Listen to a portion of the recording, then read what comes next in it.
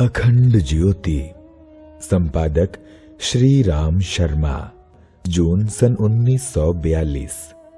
सच और झूठ, महात्मा शेख सादी। किसी अपराधी को एक बादशाह ने फांसी का दंड दिया। कैदी कहीं दूर देश का रहने वाला था। उसकी भाषा भी दूसरी थी। कहावत मशहूर है कि मरता क्या न करता। कैदी जब अपनी जिंदगी से निराश हो गया तो उसने राजा को अपनी भाषा में खूब गालियां सुनाई और अपने जी के गुबार निकाले। राजा ने उसकी बक-बक को सुनकर कैदी की भाषा जानने वाले एक सरदार से पूछा कि यह क्या कह रहा है। सरदार बड़ा विचारवान, दयालु और उदार था। उसने उत्तर दिया, जहां पनाह, कैदी की बकबक का मतलब यह है कि बंदों के साथ सलूक करने वालों के साथ खुदा रहम करता है। सो हे महाराज, मुझे माफ कर दीजिए, अल्लाह की रहमत आप पर होगी। इस पर बादशाह को दया आई और उसने कैदी की जान बख्श दी। इतने में उस कैदी की भाषा जानने वाला एक दूसरा सरदार भी उठ खड़ा हुआ। उसने बादशाह से कहा, हुजूर, पहला सरदार झूठ बोल रहा है। कैदी ने वो बातें नहीं कहीं जो आपको बताई जा रही हैं। उसने तो आपको जी भर के मनमानी गालियां दी हैं। राजा एक क्षण को दो परस्पर विरोधी बातों को सुनकर विचार में डूब गया।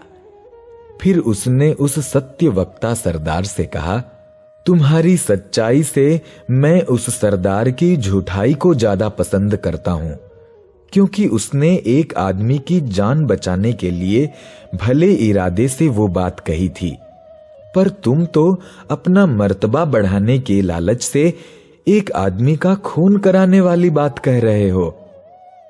बुद्धिमानों ने कहा है कि जिस सच्चाई को कहने सुनने से बुराई बढ़े, उससे वह झूठ लाख दर्जे अच्छा है जिससे भलाई पैदा होती हो और नेकी की नसीहत मिलती हो।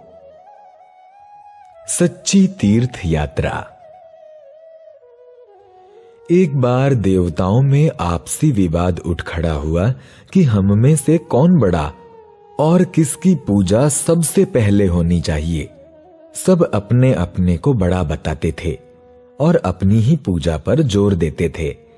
झगड़ा जब बहुत बढ़ा तो सब लोग मिलकर ब्रह्मा जी के पास गए और कहा, आप हमारा न्याय कर दीजिए कि हम में से कौन बड़ा है। ब्रह्मा जी ने सबकी बात ध्यानपूर्वक सुनी और कहा, कहने मात्र से किसी की बात नहीं मानी जा सकती। मैं आप लोगों की परीक्षा करूंगा कि सचमुच आप में से कौन बड़ा है। देवता परीक्षा देने के लिए तैयार हो गए। ब्रह्मा जी ने कहा, आप लोग पृथ्वी के समस्त तीर्थों की यात्रा कर आइए, फिर मैं देखूंगा कि किसने अधिक पुण्य कमाया है। जिसका पुण्य अधिक होगा उसे बड़ा पद प्रदान किया जाएगा। आज्ञा पाते ही सब देवता अपने अपने वाहनों पर चढ़कर तीर्थ यात्रा के लिए चल दिए। गणेश जी ने सोचा, भौतिक पुण्य बेचारे जड़ हैं, वे किसी को क्या पुण्य फल दे सकते हैं। पुण्य का स्रोत तो आत्मा के अंदर है। यदि आत्मा में परमात्मा को स्थापित किया जा सके तो सारे तीर्थ घर बैठे ही प्राप्त हो सकते हैं। तीर्थों का फल भी तो भावना के अनुकूल ही होता है। अश्रद्धालुओं को तो तीर्थों से रंच मात्र भी लाभ नहीं मिल सकता। अधिक विचार करने पर गणेश जी को इन्हीं विचारों में सत्यता प्रतीत हुई। उन्होंने अंतःकरण में परमात्मा की मूर्ति स्थापित की और सच्चे हृदय से उन्हें तीर्थ स्थल मानकर मन ही मन परिक्रमा कर ली। वे अपने स्थान पर बैठे रहे, उठकर एक कदम भी तीर्थों की ओर न चले। देवता गण तीर्थ यात्रा समाप्त करके लौट लौट कर आने लगे। गणेश जी सबसे पहले बैठे हुए थे। ब्रह्मा जी ने तीर्थ यात्रा का विवरण पूछना आरंभ किया। सब लोग अपनी अपनी यात्रा का वर्णन करने लगे। अंत में गणेश जी ने कहा, मैंने देखा कि सबसे बड़ा तीर्थ आत्मा की पवित्रता है।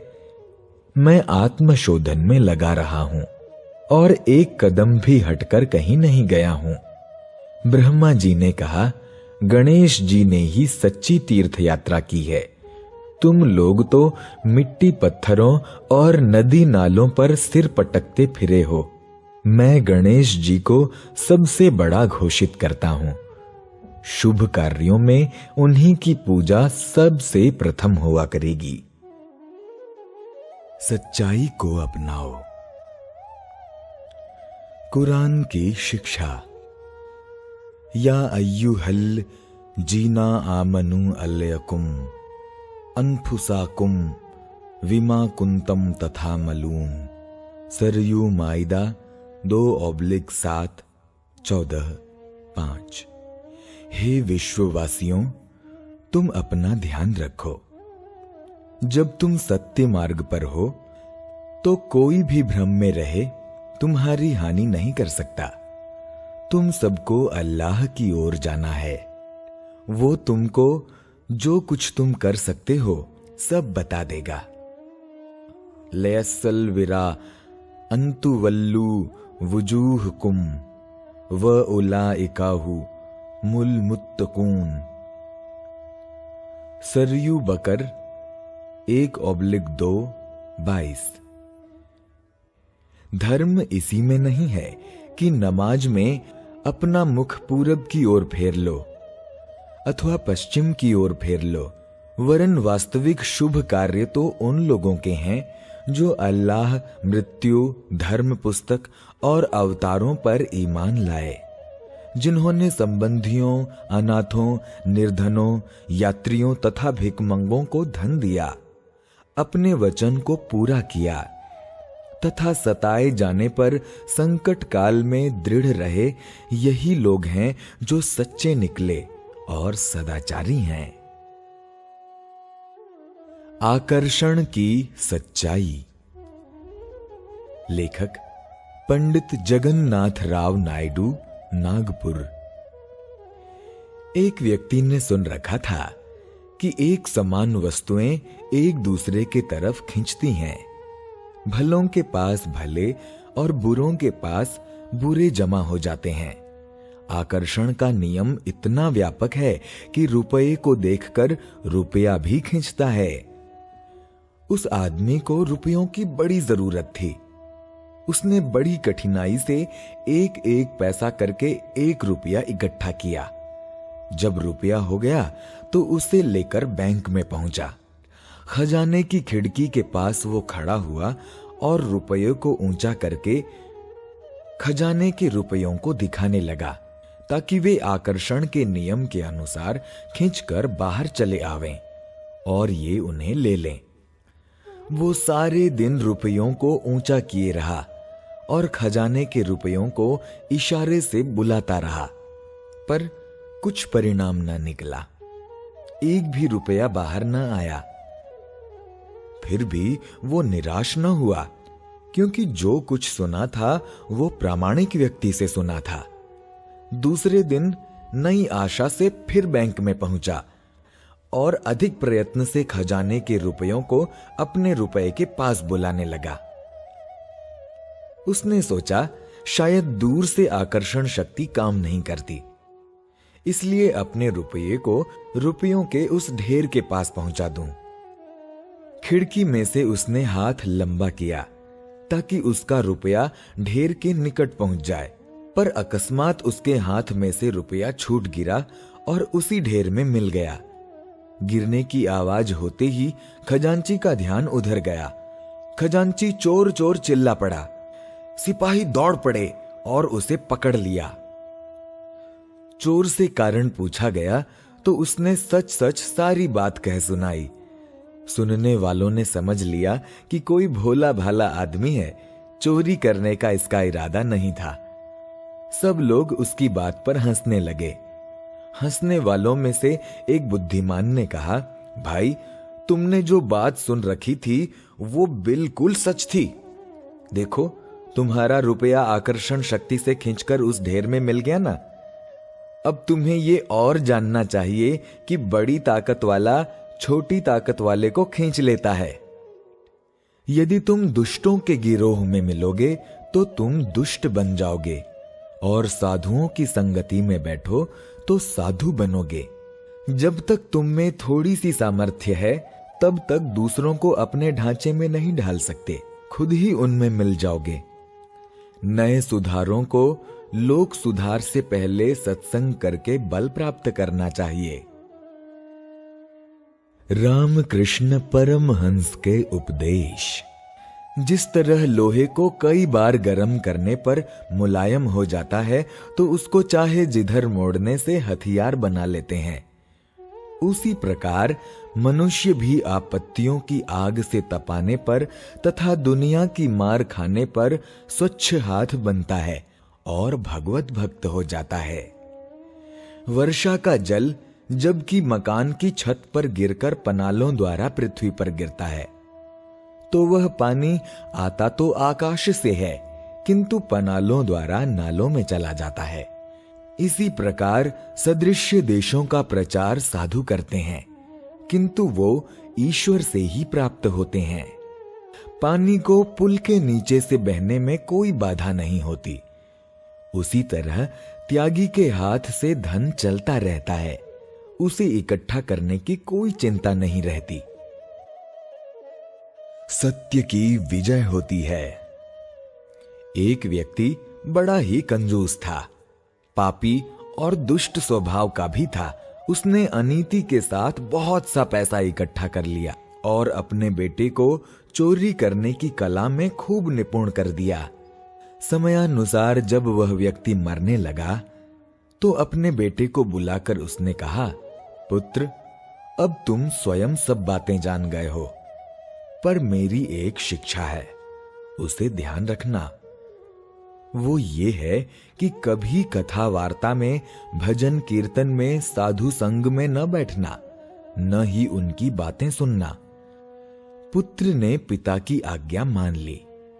पिता ने शरीर त्याग दिया। पिता की तरह पुत्र भी चोरी करने का पेशा करने लगा। एक रात को वह चोरी करने जा रहा था कि मार्ग में भागवत कथा होती हुई दिखाई दी। नियत स्थान पर जाने के लिए और कोई रास्ता ना था। चोर कुछ देर तो विचार करता रहा कि क्या करूं, क्या ना करूं।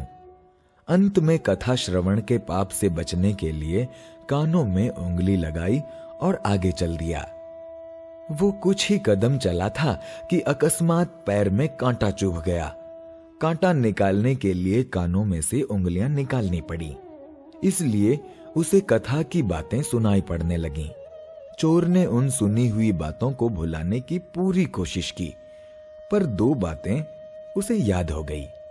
पहला, देवताओं की छाया नहीं होती। दूसरा, सत्य की सदा जीत होती है। कथा श्रवण और कांटे की पीड़ा पर झुंझलाता हुआ चोर आगे चल दिया। उसने आज राजमहल में सेंध लगाई और खजाने में से बहुत सा द्रव्य चुरा लिया। चोरी किया हुआ धन, सुवर्ण और जवाहरात बहुत थे। उसे ले जाने के लिए उसने राजा का ही एक ऊंट लिया और उस पर सारा बोझ लादकर पहरेदारों की निगाह बचाता हुआ गुप्त मार्ग से अपने घर पर आ गया। राजा का ऊंट पहचाना जा सकता था और चोरी खुल सकती थी, इसलिए चोर ने उसे काट डाला और शरीर के टुकड़ों को घर में गहरा गड्ढा खोदकर गाड़ दिया। दूसरे दिन सवेरा होते ही राजा को सूचना मिली कि खजाने में से बड़ी जबरदस्त चोरी हो गई। चोरी किस प्रकार हुई, इसकी भारी खोजबीन की जाने लगी। पशुशाला का एक ऊंट गायब मिला। खजाने के पास ऊंट लादने के निशान मौजूद थे, इसलिए ये अनुमान कर लिया गया कि चोर ऊंट पर लादकर चोरी का माल ले गया है। राजा ने चोर का पता लगाने वाले को बहुत सा इनाम देने की घोषणा की और गुप्त पुलिस की भी स्त्री दूतियों को ये कार्य खास तौर से सौंप दिया गया। गुप्त पुलिस की स्त्री दूतियों में एक बुढ़िया इस प्रकार के कामों की खोज लगाने में बड़ी ही प्रवीण थी। उसने विचार किया कि चोर राजा के ऊंट को यूं ही छोड़ नहीं सकता, क्योंकि ऐसा करने से चोर के नगर को मालूम करके सारे नगर की तलाशी लेने पर चोरी पकड़ी जा सकती है। इसलिए चोर ने जरूर उस ऊंट को मारकर कहीं गाड़ दिया होगा। इसी अनुमान के आधार पर वह दूती भेष बदलकर घर से निकल पड़ी और घरों में जाकर स्त्रियों के सामने रोती पीटती कि मेरा बेटा बीमार है और उसके लिए ऊंट का सड़ा हुआ मांस बताया है, न मिलेगा तो बेटा मर जाएगा।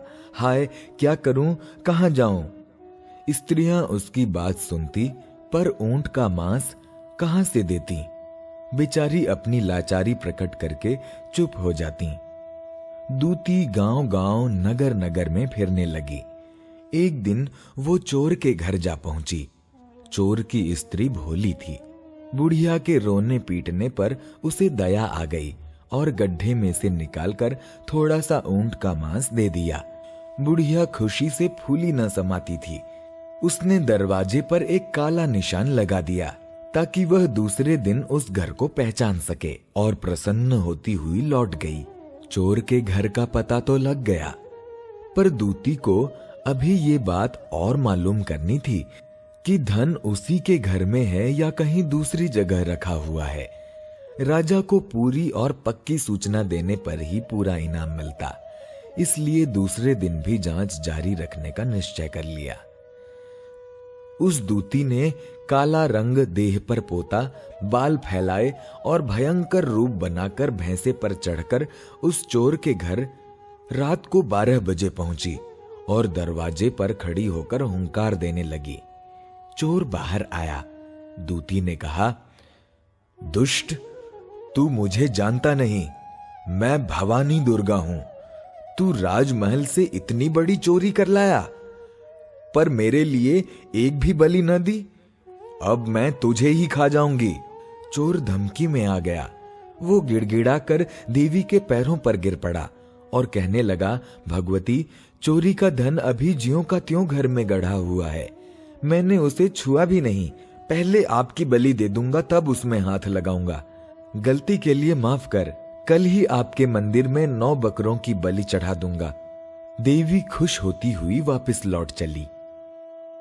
देवी के चले जाने के बाद चोर को शक हुआ कि कहीं ये कोई भेदी तो नहीं है जो दुर्गा का भेष बनाकर आया हो। इसी समय उसे ध्यान आया कि कथा में मैंने सुना था कि देवताओं की छाया नहीं होती। अपना संदेह निवारण करने के लिए वो उसी तरफ लपका जिस ओर की देवी गई थी। आधे फरलांग दौड़कर वो देवी के पास पहुंच गया और देखा कि उसकी छाया मौजूद है। चोर को निश्चय हो गया कि यह भेदी है। उसने उस देवी को पकड़ लिया और मारकर ऊंट के ही साथ गाड़ दिया। मुद्दतें बीत गई, पर चोरी का कहीं कोई पता न चला। एक दूती भी गायब हो गई थी। राजा को बड़ी चिंता हुई कि ऐसा भयंकर चोर यदि राज्य में रहेगा तो प्रजा की अत्यंत हानि होगी। इसलिए उसने इनाम की मर्यादा बहुत अधिक बढ़ा दी। घोषणा की कि जो कोई उस चोर को पकड़कर दरबार में हाजिर करेगा उसे आधा राज्य दे दिया जाएगा और राजकुमारी विवाह दी जाएगी। चोर एक भीषण विपत्ति में से बचा। उसे रह रहकर याद आ रहा था कि कथा सत्संग का एक टुकड़ा मैंने सुना था कि देवताओं की छाया नहीं होती। उसी टुकड़े ने मेरे प्राण बचा लिए, वरना उस दूती द्वारा पकड़वा दिया जाता और राजा मुझे कुत्तों से नचवाकर मार डालता। अब वो सोचने लगा कि सत्संग में जो दूसरी बात सुनी थी उसकी भी परीक्षा करनी चाहिए। सत्य की विजय होती है। इस उपदेश की वास्तविकता जांचने के लिए वो सीधा राज दरबार में पहुंचा और राजा से कहा, श्रीमान, यह चोर आपके सामने उपस्थित है। इसने ही चोरी की थी। और उसने सारा हाल कह सुनाया। राजा विचार मग्न हो गया। उसने सोचा, सत्य की विजय होती है। इस उपदेश ने जब चोर को इतना प्रभावित किया कि अपनी जान जोखिम में डालकर अपराध कबूल करने के लिए मेरे सामने उपस्थित हुआ है, तो मुझे भी अपने सत्य की रक्षा करनी चाहिए। राजा ने चोर का अपराध माफ कर दिया और अपने वचनानुसार उसे बेटी विवाहते हुए आधा राज्य दहेज में दे दिया। चोर को प्राण दंड के स्थान पर इतना बड़ा पुरस्कार क्यों मिला? राज्य भर के सब लोग इस प्रश्न को आपस में एक दूसरे से पूछते थे। विचारवान और बुद्धिमान इसका यही उत्तर देते थे कि सत्य की विजय होती है।